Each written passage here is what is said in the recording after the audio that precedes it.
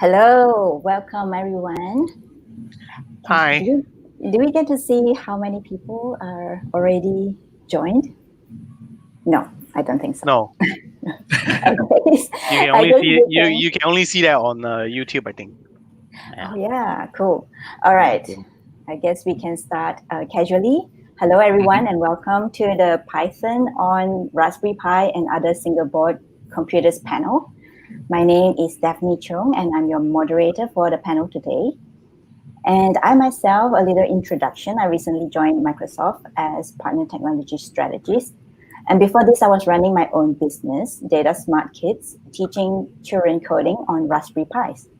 And I have to say, it's a great piece of hardware, and it's so tiny, but you can write and run so many programs of it. So I really enjoyed using it while I was teaching the kids. And today I have the honor to have with me on the panel three very interesting guests with extensive experience on this matter. So first off, we have Diogenes Armando Pascual. So I hope I have said your name correctly, Joe. Yeah. He's from the Philippines and he's an E&E PhD researcher who develops IoT applications in the marine environment, specifically in protected fishery areas. Next up, we have Ingwei Tang James, an experienced Python programmer in Kuala Lumpur, Malaysia, who uses Python to write hobby apps on Android phones and devices that read data from sensors. And last but not least, we have Ahmad Hafizi Ali Ahmad, who is co-founder of Kinabalu Coders, supporting open developer and maker communities in Sabah, Malaysia. Welcome, everyone. I'm so very happy to have you guys on the panel. So I would like to invite each one of you to say a little bit more about yourself and tell us what you do with Python on SBCs. Okay, maybe Joe, you can start. Okay. Hi, everyone. So, Jog from the Philippines. So actually, I'm an electronics engineer, and I'm a faculty of a university, the University of Science and Technology in Southern Philippines. And right now, I'm taking up my PhD in Cebu. The special thing about this is I fell in love with Python around 2 years or 2 or 3 years ago, wherein I develop embedded systems. My forte is on developing devices, especially Internet of Things devices. So I play around with Arduino, Raspberry Pi, and lately with the ESP32 and STM boards. So I create systems, and I use Micropython to develop these systems. And the good thing about, and I love what about Python is that compared to languages that are used in embedded systems, it will make your development faster, and running your development time is cut into smaller. And of course, you have the Python experience from the desktop to the embedded systems. So right now, I'm developing sensors for marine environment. So that's where my niche of application is. So cool. So next up, over to you, James. All right. You guys hear me clearly? Yes. Okay. Hi everyone. My name is James. You can call me Ingwei as well. Occasionally, I think I give I think, but I gave a talk to various PyCons on the Python on Android. So if you happens to search that on Google, so you can see that I have given a few sessions that. And one of the things that I found out Python on Android is you can actually use Python to read the sensors data from the Android phone, which generally for me is difficult because you have to write a Java application to read the sensors, and not to mention that sometimes you have permission to read the data. So using some special Python app, actually you can read the data, and this is why first thing I got really excited about it, because initially what I want to do with that app is I try to build a barcode scanner for my books where you can see it at the back of my chair. So I tried to solve that problem and eventually I found something interesting. So this is why. And apart from that, I'm also in the organizing teams for PyCon 2017, which is PyCon APAC 2017, 2018, which is PyCon Malaysia 2019, and till now 2020. So I've been in PyCon Malaysia for a while. Yep.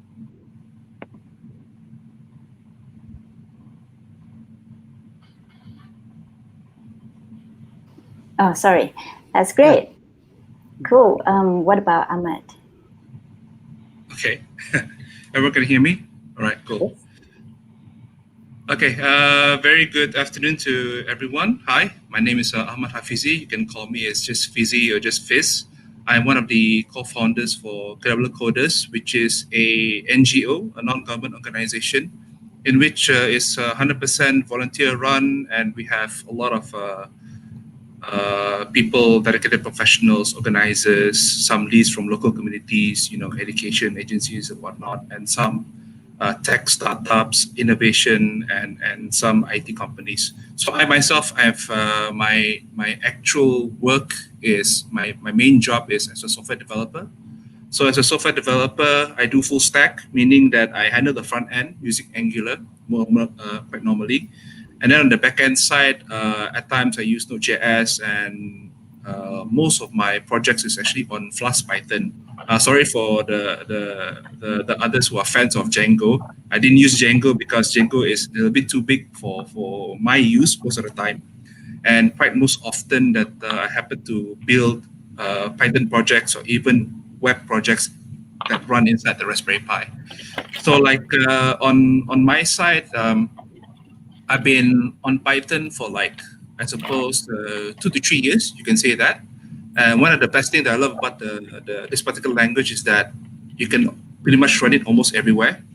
So one thing on the server side, on the desktop side, website, and then down to embedded systems like the Raspberry Pi. And the Raspberry Pi has been our mainstay for the past 5 to 6 years, since 2014. We've been an avid supporter of the platform, and we believe it's really a great device, computing device that can do wonders in a way.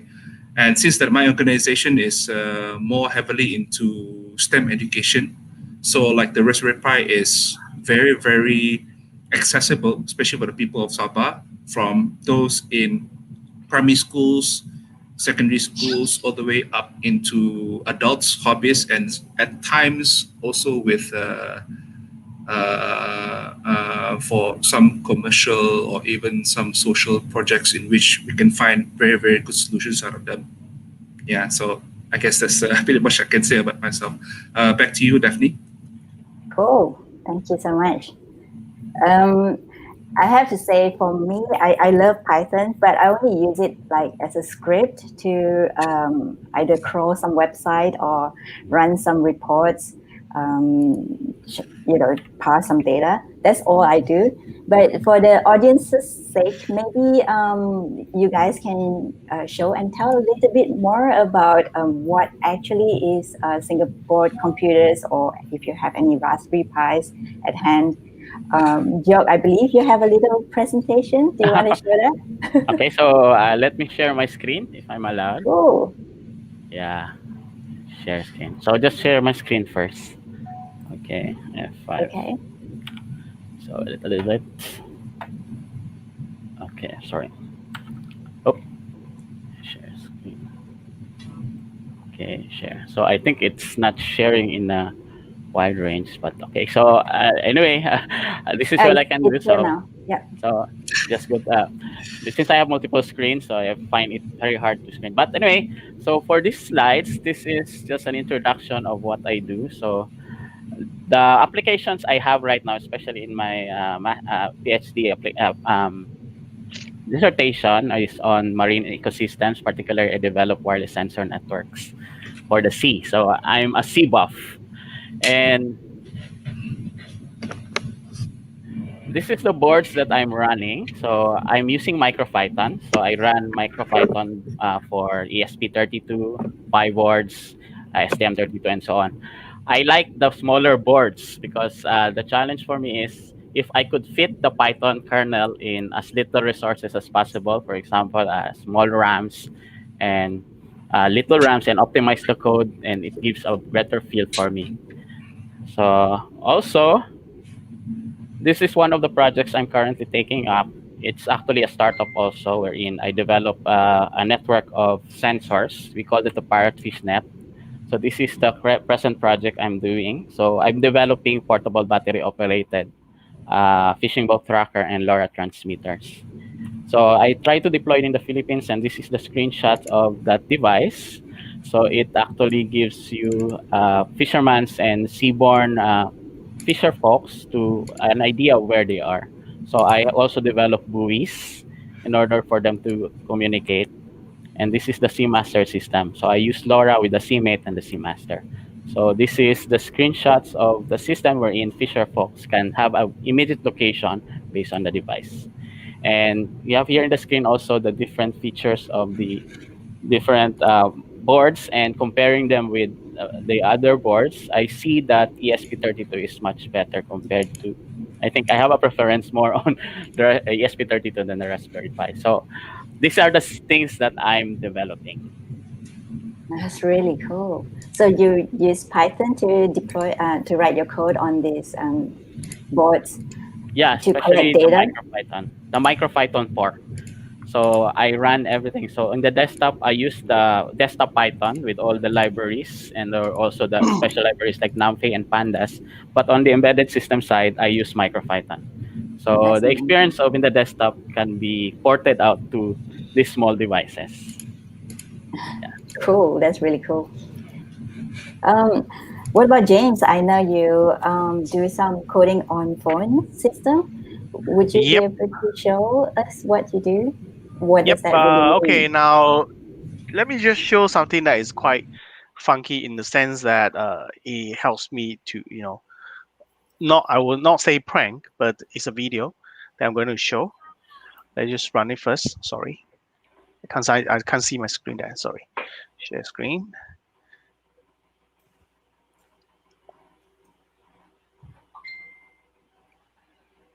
Yep. You guys see the screen or no? Not yet. Yeah, just very well. I think my computer right now is running everything. It has connect to the website to a lot. Yep. I think it's here.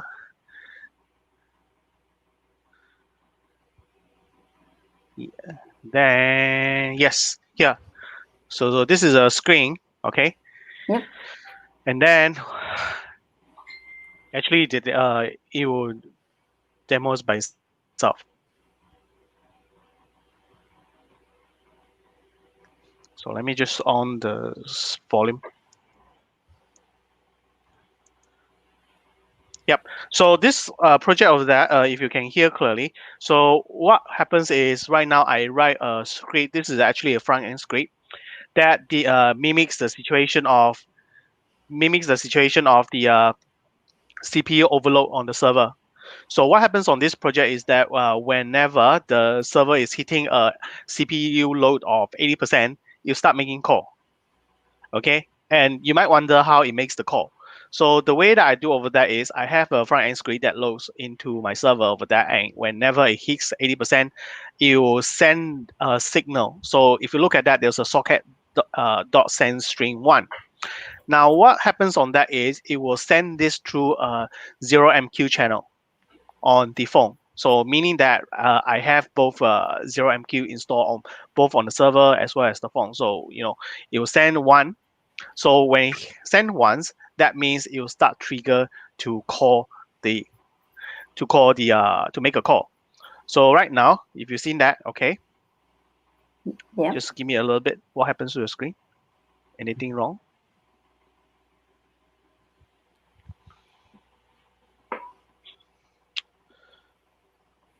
Anything happened? No. Okay, let me just rerun the screen again. It was problematic.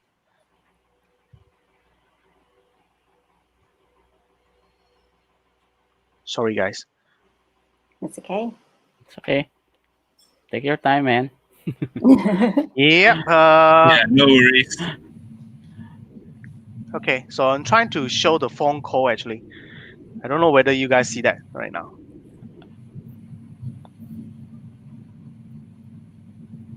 Okay, so here comes, I'll just make it short.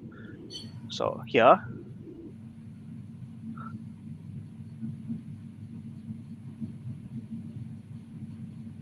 So this system will be useful to kind of alert the user on the phone. Yes. If So the meaning that server is overloaded. Yep. So meaning that right now you can do such a monitoring system. So you make a call right now. So let's say you can see for on the screen on the top, and then Yeah, it suddenly tiny blinks. little picture here. Yeah. All right, so it's directly loaded on the phone so that it can Okay. make calls. I actually has an Android phone on it. So right now, what I do is I'll send that signal to the Android phone, and then later it will make a call to the landline. So imagine that right now you're a sysadmin having your own landline, then your server. What happens is you just need to put your handphone in your server room, and you make a call. Yeah, So that's how it works there. cool. Yeah. See. So technically, you can use this to blast SMS. Yes. Good question. Yes. Looks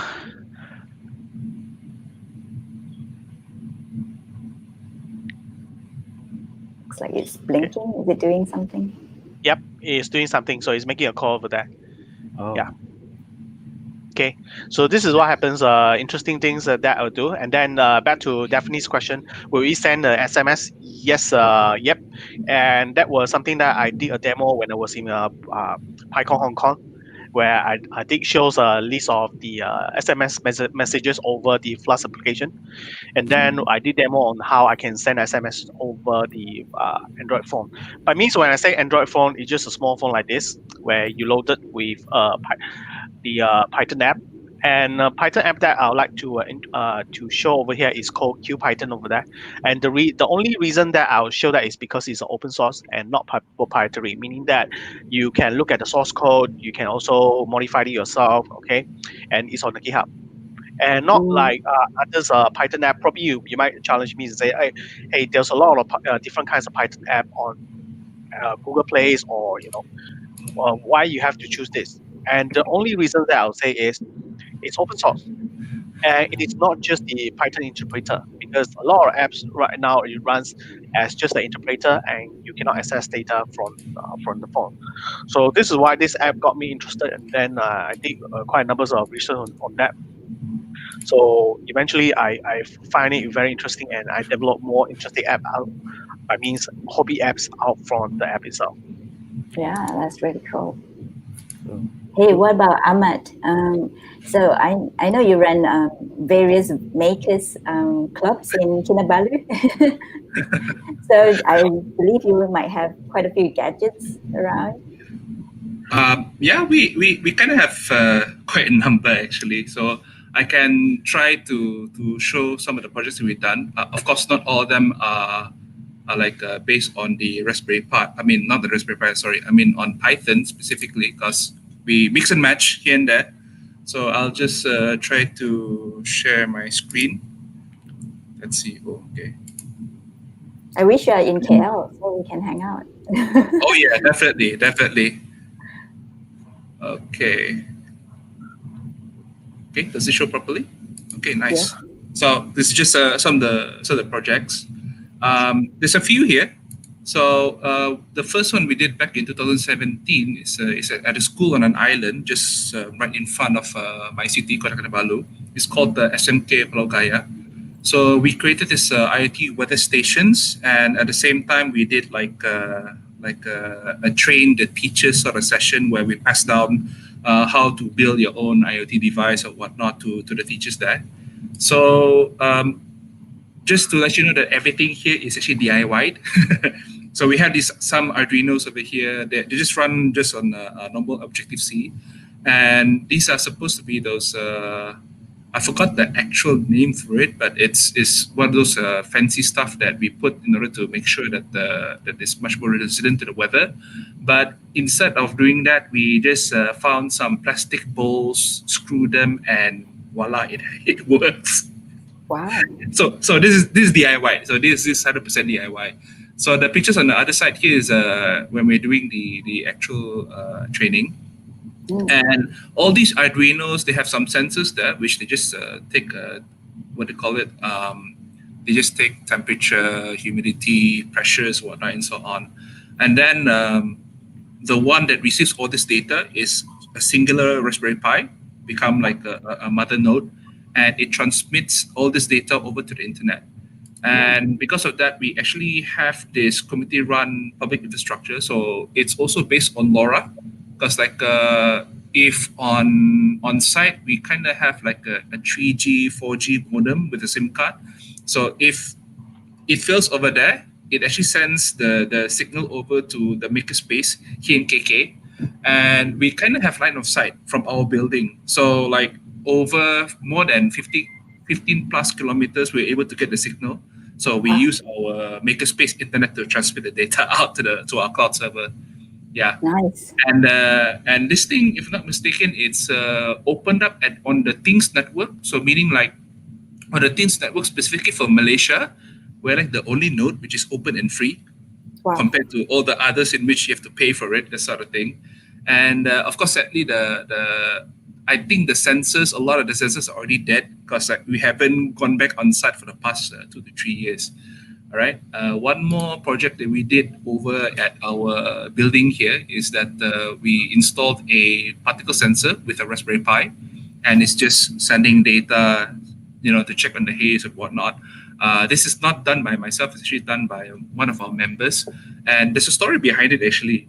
He built this specifically because he had a beef against the meteorological department, or was it the Department of Environment? Because they claim that they get like real-time data on the haze or whatnot.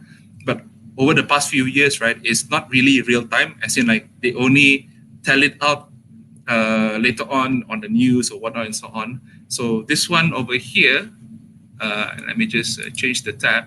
This is actual real time. So like there's a sudden spike, 10 a.m. or whatnot. So our quality here is kind of okay lah. So it's not really that bad. Another one is, this is from our makerspace. We have this special service, we call it camera.saba.io. These are webcams placed at strategic places around the office. So this is looking out at one window. This is another window. This is the makerspace itself. You can see me in there. It's a public CCTV. Yeah, it's a public CCTV because this makerspace is open to public. That's one thing. And since all of us are volunteers, people don't know whether somebody's in or not. So we tell them like, check the camera. If you see somebody there, then we're in. If you don't see anybody there, then we're not in. But if it's dark, but you see some figures moving around, those aren't human. Yeah, correct. So we have space, 3D printers or whatnot. So the thing about this one, right? Interesting thing is these camera. We kind of have like a server setup made up of just Raspberry Pis. Wow. Makerspace. So the camera server is just this one, this little Raspberry Pi. His job is just to like take pictures every 5 seconds or whatnot from all the webcams, then upload it into this particular website over here. So it looks as if like it's almost real-time CCTV in a way, but there's like a delay of 5 seconds or whatnot. And the other part is that every 12 midnight, it will compile all the, it will compile all the images and turn them into a video. Oh, wow. Wow. So it's been running for a long time. That's really cool. Yeah, Very and this is just a Raspberry Pi 1. It's not the 2nd gen or 3rd gen or even the new 4th gen. It's the old one, pretty much, the very, very first one. And we had it here for so long, and it's still working until now. Yeah, so this is like and it's kind of cool also because we did saw a comment, I think around, was it 2 years ago, 3 years ago? A student from Sabah went down overseas to Canada. He felt homesick, and he found this feed, and he commented that this eased up a little bit of his homesickness. It's kind of nice, which is really kind of nice. Yeah. So this is actually one of them. And you can see here we have the camera service over here. We have a Pi-hole DNS server. Pi-hole DNS server, what it does is that if you're in this network, you won't see ads. It gets rid of all ads. So this is what we did. And another experiment by one of our members is that we actually created a Kubernetes cluster just using Raspberry Pis. Kubernetes. And it works. But everything is based on Linux and whatnot.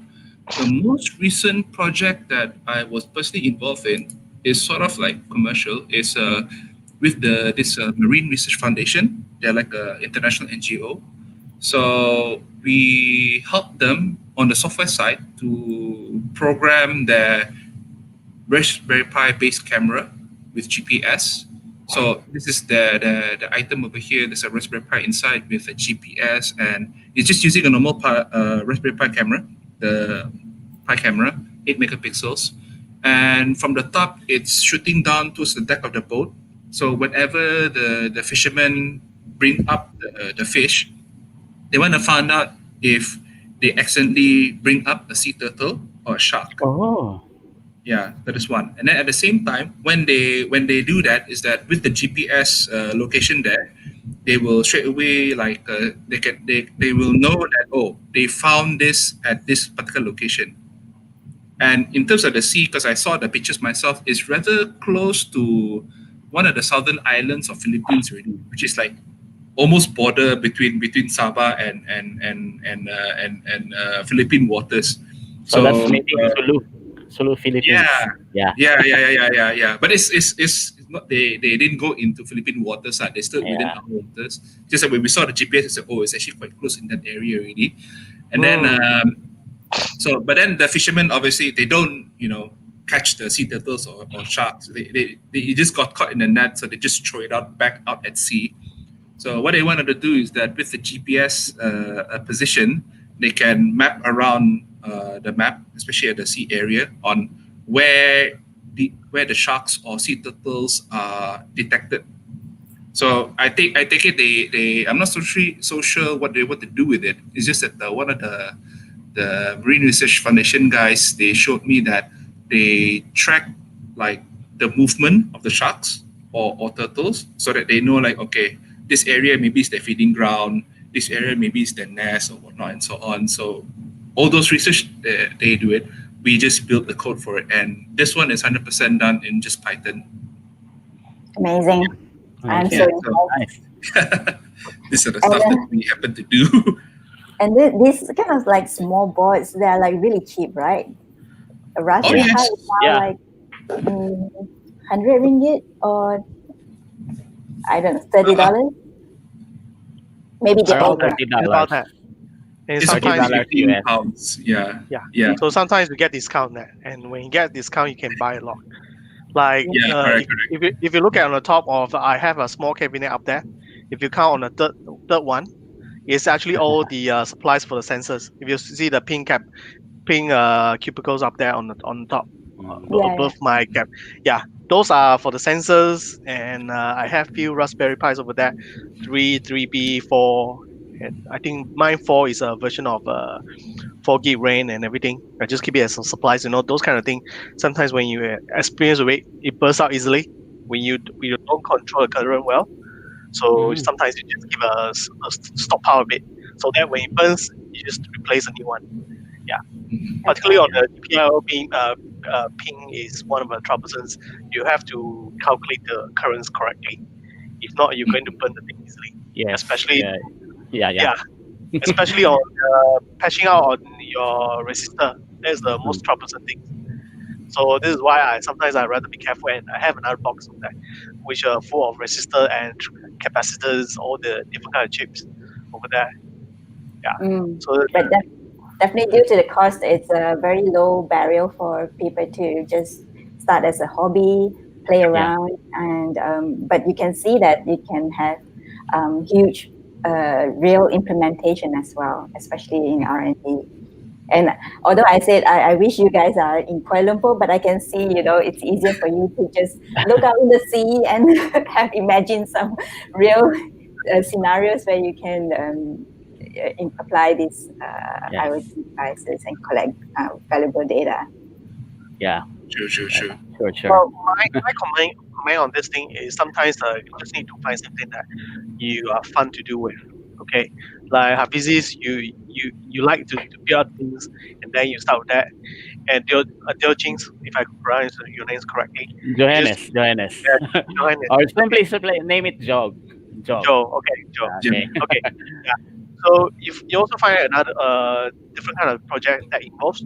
So one thing that I experience with most of the time is uh, you need to find out some projects that you like and then you get involved in that.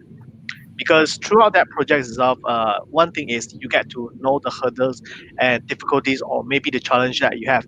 And one of the fun things over there is not try to build other things, is you cross that hurdles and you try to overcome that challenge of that. Because like what we have before that for building an embedded system, the things the scariest things is you burn the bulb without knowing why. Yeah. So But everybody laughs. So, yeah, and then you do have another situation where you have the voltage spike. There's another situation where suddenly the voltage spike to a few hundred volts. So that can be scary. So that also something that we learned before, and not knowing that, I just happen to read one of books I think can be helpful. You just stick out there. I have few books, but this is all. I don't know whether you can get it nowadays. This is one thing I can recommend. This one. wow. Embedded hardware. Yeah. This is one of the old one, and I have another one which is I still enjoy reading it. This one.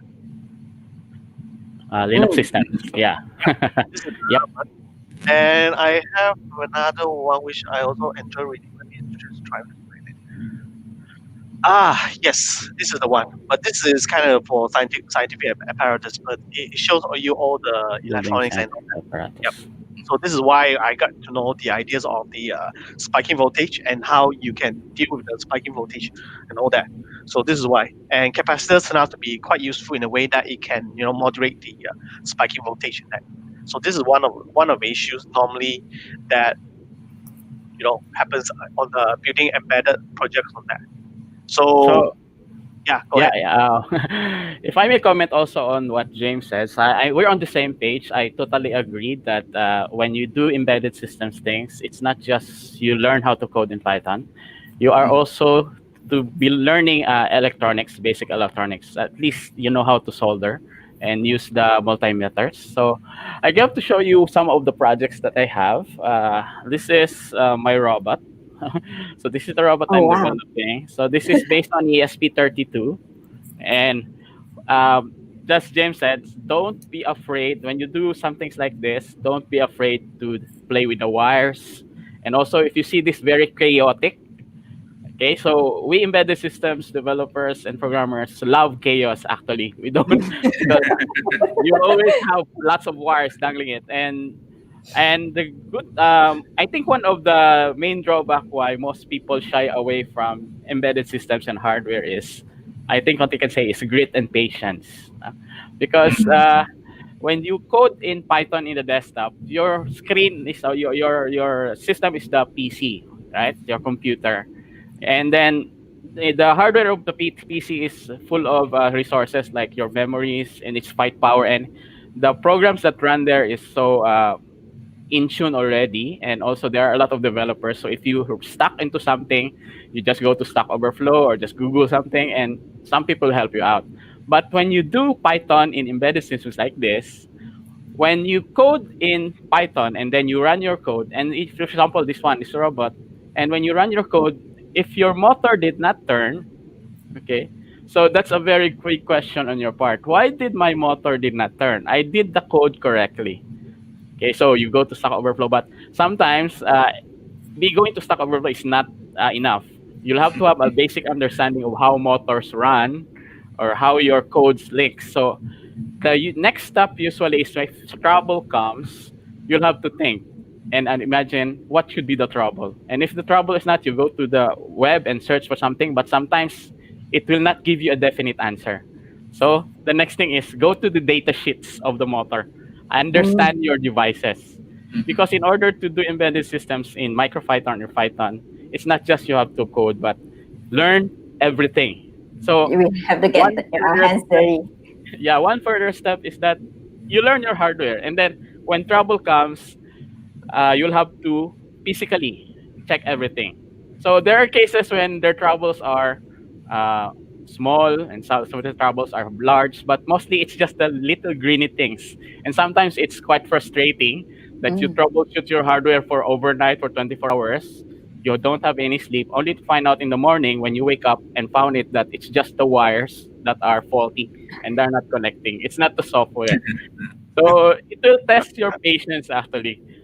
When you do these things, I caution you guys, it takes a lot of patience. No? And also, you should live with the hardware failures. And it happens all the time. And when it comes, I think, but it's another way of the one. It's a good opportunity for you to really learn Python because Mm. you'll go to the much lower level. And if Kings doesn't work out, you'll have to use Python, the concepts in Python, to solve your problem. So in any case, you have a platform wherein you can really test your Python skills. And that's what James Wang said. To really learn this stuff, think first of an application, as what James said. No? Because if you have an application in mind, your goal is to develop that application. And along the way, you're going to meet a lot of hurdles and problems. And through that way, you learn Python along the way. So Right. that's what I Yeah, think agree. about it. Yeah. Hey, Yeah, we I have just would like to agree with both James and Joe on that particular part, because like especially in my side, like okay, I'm not exactly alone in doing the embedded systems and whatnot. So most of the time I handle the software and I do read the data sheets and whatnot, because I was actually an electronic and computer engineer before this. So that's actually my main degree.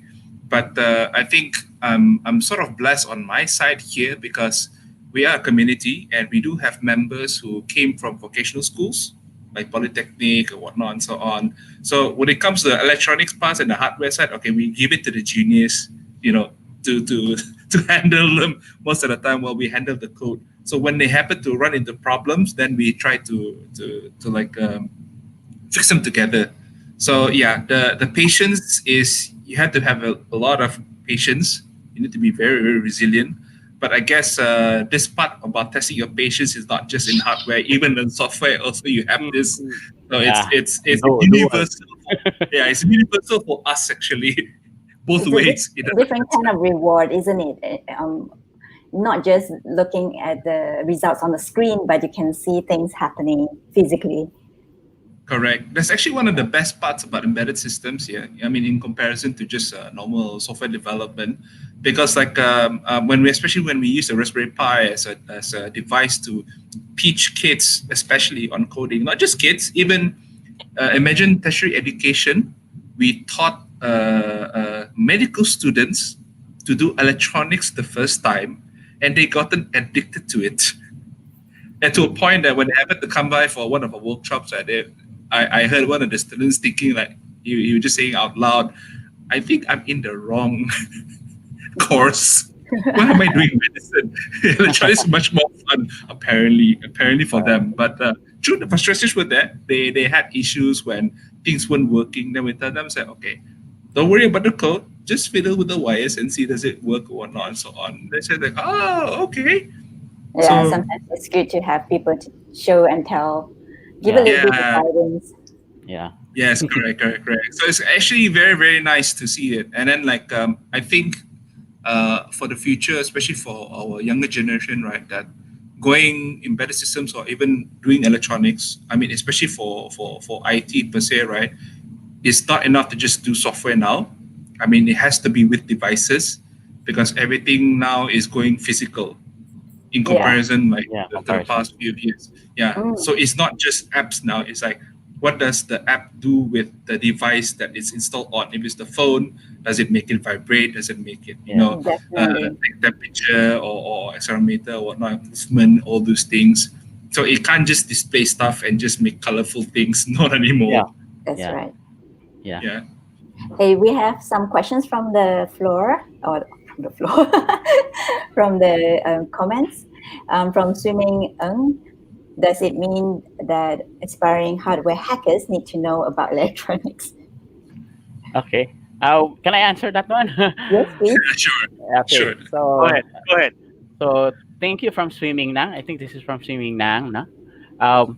your question is, does it mean that aspiring hardware hackers need to know about electronics nowadays? So sad to tell you, honestly, in my opinion, yes. You don't need. It's actually no shortcuts, because when you do hardware, it's not just the software that you want to run. See, in embedded systems, it's a dance or a symphony of the software and the hardware teaming together, running together. So if your software is good but your hardware is bad, it will not run. The other way it can run, if your hardware is good but your software is problematic, still the system will not run. So there's no shortcut, guys. But I know maybe some of you find it fearful that, hey, I might not be able to do that. I don't have any background in electronics. I don't know how to solder. I don't know what are these resistors and capacitors. But then at the end of the day, you can never do something if you don't go through these steps. But if you fear that, I recommend that get out of the fear with knowing in your mind that at the end of the day, you're going to develop something that is very useful and applicable. And I'm always a advocate of coding something physical, because when you code in the physical realms, you see your code doing in the physical world. That means the thrill that is in you when you finished it, it's quite unknown, right? We call that the embedded systems high, as we say. Then when your LCD runs or when your motor runs, wow, Eureka, that's fun. I did this. And it's quite motivating for you. So you see, you need to learn embedded systems, the hardware, because in the end of the day, it will also give you satisfaction and it will run. And lastly, think of it this way. For example, let's have an analogy, your car. You have a car. When you want to run your car, the driver knows how to run the car, but the driver doesn't know about the engine or how about the various parts of the car, the internal parts of the car. So when trouble comes, the plain driver cannot do anything because he doesn't know the car itself. He doesn't know how to drive. But if the driver knows also a certain portion of the engine parts, how this works and how this works, when trouble comes, then he can able to troubleshoot his car and then be able to run, right? So that's the analogy here in embedded systems. It's not just coding. You need to learn your hardware also, okay? So be patient on the hardware and don't afraid to fail, to burn everything, as what people say. Burning something is quite normal and quite exciting in our world. Are there more libraries nowadays for you to copy and reuse or something like that compared to, let's say, 5 or 10 years ago when you started? I think today is a lot more easier. I mean, in getting parts. I mean, especially for us, for in those in Malaysia or in Philippines or anywhere nearby, we can actually get stuff from China very easily. Of course, during COVID time here, it's kind of a bit haywire. But yeah, before this, we can get sensors and whatnot and so on. So like for those who are aspiring, as you say, hardware hackers and whatnot, right? I actually agree with Joe. Learning a little bit of electronics, just maybe the basics, will actually bring you for a long journey, in a sense, because like quite most often that you'll have a application or project that maybe you thought is just to solve a very, very small problem, but to find out that later on that, hey, some of my neighbors are having this issue, some people in certain villages are having this issue. Why not I design or I build something which is actually meant for them?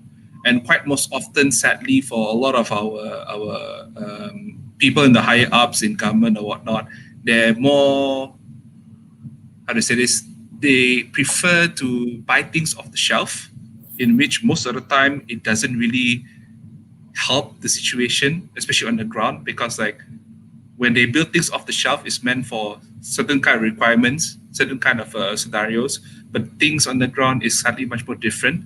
So it will actually make your projects much more valuable on the grassroots level. And I believe that if you happen to take a bit more on electronics and able to design or even build your own device or product at the end of the day, right, it will do a lot of good for a lot of people. Sounds like it, yeah. Hey, we have a few other questions. I think your talk must be very interesting. That's why the questions coming in. So the question is Python or C better for controlling electronics, for connecting everything, network, etc., connecting the database, and what are the advantages of C over Python or Python over C? Okay. So if I may answer that, Yeah, go ahead. Go ahead. you see better for controlling device. So you see, we started out when you do embedded systems, you usually introduce yourself with C or C++, and some guys use assembly. And the most popular platform, I think, in the world is Arduino, right? Arduino. And in Arduino, it uses C++. So it will introduce beginners on how to program hardware. No? And in the real world, actually, everything runs in assembly. And what happens is that it's a machine level language. What we do is embedded systems developer use C, which is quite a higher level compared to assembly. So they compile the C code into assembly code. So that's why we call the hex code. No? And if you use Python, it's a bit higher, right, guys? So a by higher language. So it uses byte code. So you program in high level language, and then you download that in the system. But in Micropython, there's no native application that's happened, but it's just bytecode. So we have an interpreter in the machine. So, but the good thing about higher level language is we have all of these advantages of higher level language, for example, in Java, right? So we have OOP, refactoring, and everything. So you speak in a higher level language. But the main drawback of using high level language in controlling embedded systems is actually the delays and the speed, because you're much higher compared to the low level language. So I cannot say that Python will overthrow C++ in embedded systems. What I'm saying is that actually C is actually much better in terms of controlling or programming this hardware, because you don't have to worry about the delays. But the problem with C is the development time is very, very long compared to you do in Python. And one of the very drawbacks I see in C is the pointers. So if you are a C programmer, when you go to the pointer side, it's a scratch in the head. But in Python, we don't deal with pointers. We deal directly with objects. So in Python, you use those ease of use offered by Python, which is simpler. We use OOP objects. Everything is in objects.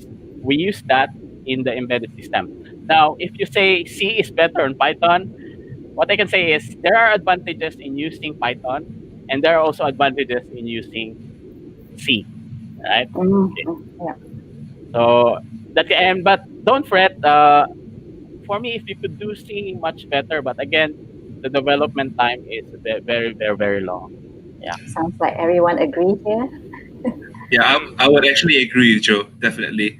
Just wanted to add here, because like on my side, this is the experience that we happen to find, especially with newcomers that actually take up embedded systems or hardware for the first time, right?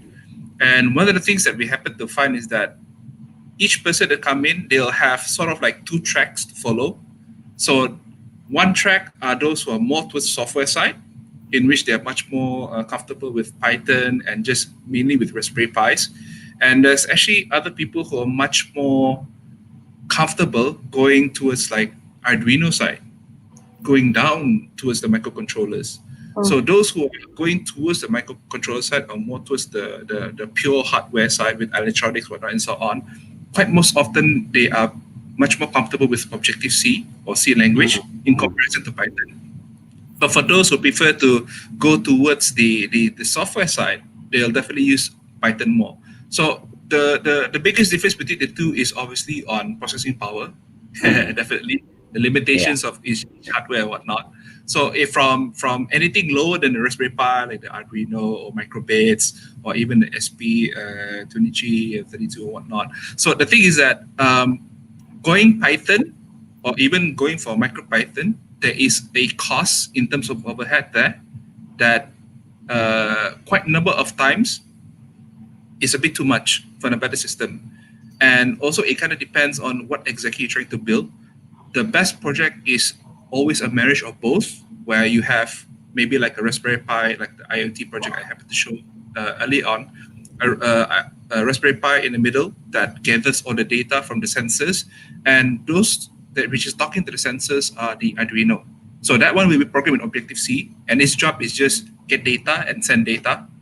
Raspberry Pi will receive and do more processing, compilation, whatnot, and so on, then it will send it over to either a cloud or database, whatnot, and so on.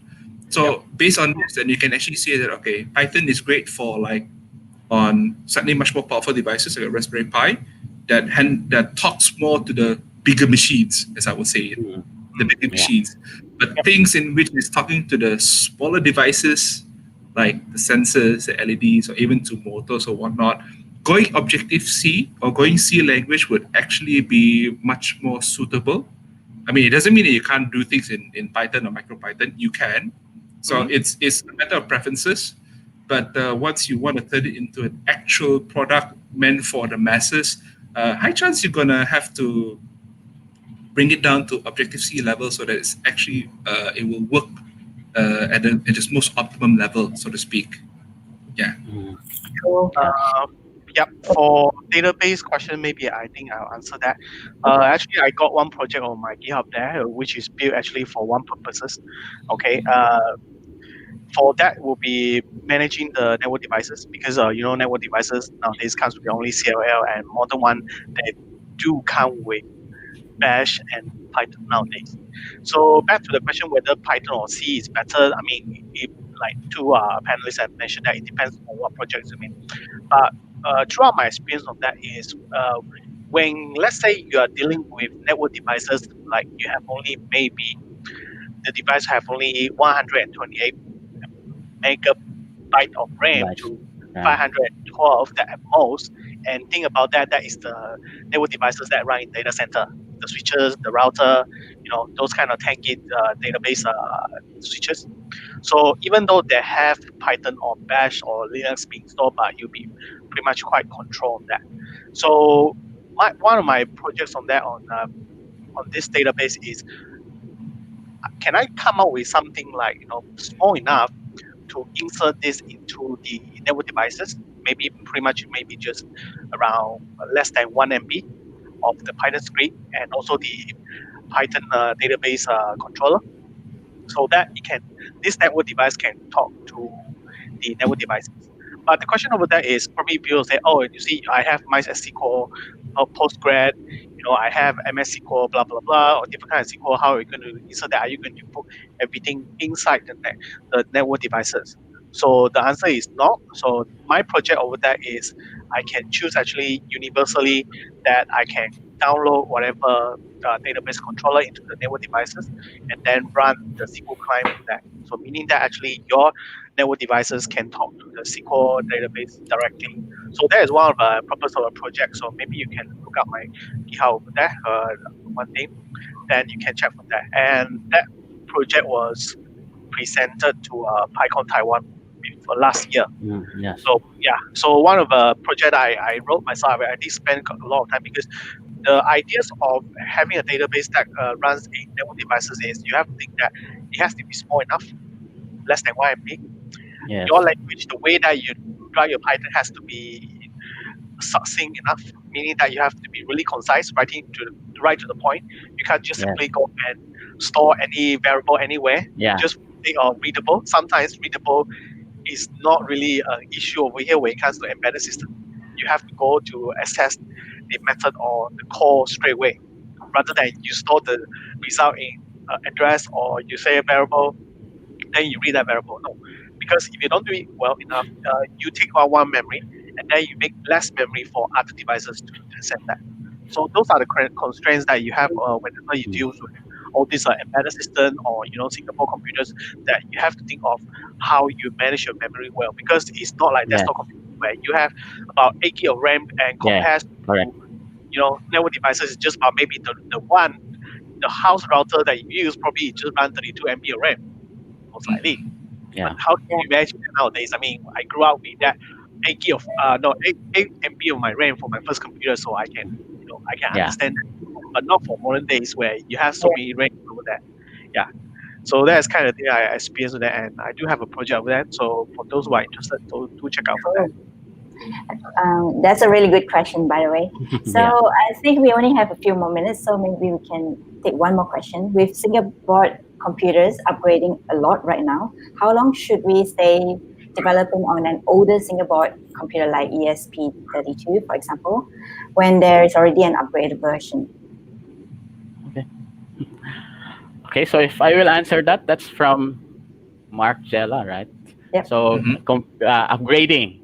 So in embedded systems, same goes with in other systems like in the desktop systems. Everything upgrades from time to time. You have a lead time around 6 months. For 6 months, products are considered obsolete right now, so you have to upgrade it again. No, but compared to the desktop environment, in the hardware environment, although we have upgrades, but the upgrades is not that fast in terms of applications because sometimes the problem is you develop a hardware. For example, you use ESP32 and you have a project that is using ESP32, and then later on, after 2 months, you found out there's another board that is much more powerful than what you have. But then, upon looking at it, don't be tempted of the new boards because sometimes the new boards are not that mature yet. Older boards have this certain level of maturity there and they have use cases in practical cases, and if your option is always upgrading all the time, so that's the problems also of those starting out. They have the notion that something new is applicable to your work. So I say that continue with what you have first and develop it, and if there's some issues with that, that is the time you go to look toward this board. But I think most often than time, there's no immediate need to upgrade because what we have usually is quite powerful enough. And also, this is what I've seen about people doing embedded systems is they have this notion that they always assume that the hardware they have is incapable without them really knowing that they didn't do the code, they didn't optimize the code. Sometimes when it doesn't work, the problem is just their code is not optimized for the hardware, and they have the thinking that I should throw this away because the newer boards, the newer ones should solve my problem. But in reality, it's not. And usually, newer boards are much more expensive than the currently one. So my take there is yes, there's always an update. There are always enough, but please feel free to stick first in what you have and master everything. And always have the notion that the hardware is not the problem usually. Maybe it's the code is your problem, not the hardware. Don't throw away the hardware. The hardware doesn't have any crime. It's just that they were not coded correctly. Okay. Yeah. I would like to add on that part is at one time I was working with one of aircraft project, and guess what Linux kernel that they are running on the aircraft 2.6. Okay. I thought it would be a Vision 2. Yeah. Why 2.6? Because their assessment on that is actually 2.6 is still very stable actually, even though it doesn't support a lot of drivers.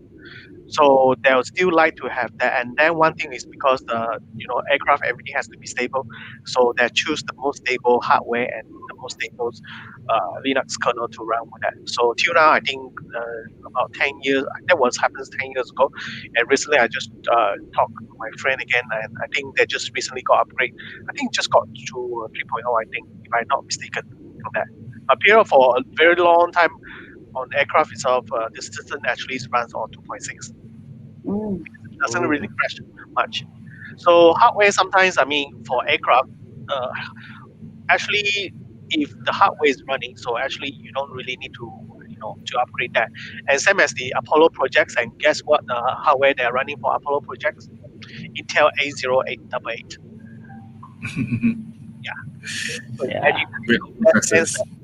That sends the space shuttles to the moon or to anywhere. Yeah. Again, it's about your efficiency of the code, right? It's not about the hardware. It's not about actually both hardware and software. I would actually. Of course, back to the hardware itself, sometimes it also matters on in the sense that how you deal with the firmware as well. Because all this while we haven't talked about how efficient that we write the firmware. Something that's much more below than the software. So there's also one thing that probably we haven't really touched on that. Yeah. So if the firmware is good, I mean, regardless of what kind of software that way, it just be slow or it's not efficient. But if the firmware is buggy, your hardware is kind of just like rubbish actually. Yeah, correct. Correct. So that's my view on that. All right. Unfortunately, that's all the time we have for today. I'm so thankful for all of you to join on the panel today for this great discussion. I think there's a few more questions on YouTube. If you have time, maybe you can help answer them. Yeah, maybe they can reach out to us. I mean, Yeah. Yeah, they can reach out to us also. Okay. Thanks very much, everyone. Okay, thank you. Bye. Have a nice Bye-bye. Thank you. Thank you, everyone. Bye. Microsoft is delighted to be at PyCon. Hope you are enjoying the sessions. Scan the QR code to join the Microsoft developer community and receive regular updates on many open source topics, including Python.